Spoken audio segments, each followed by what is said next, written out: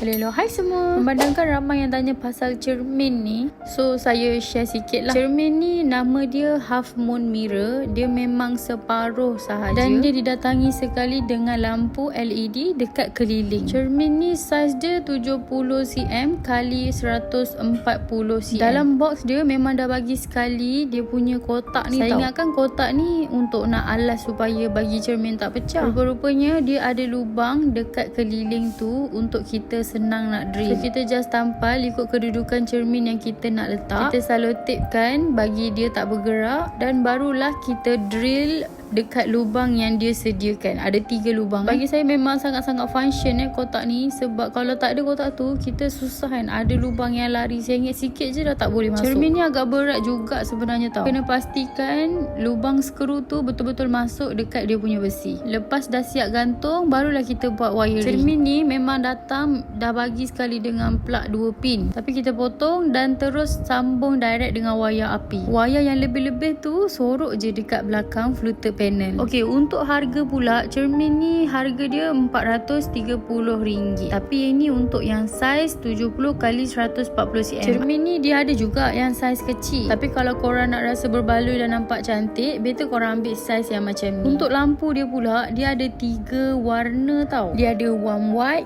cool white dan natural white. Semua color-color ni memang cantik dan sesuai dengan semua tempat. Oh, lupa pula nak bagi tahu, cermin ni boleh dapatkan dekat Value Buy.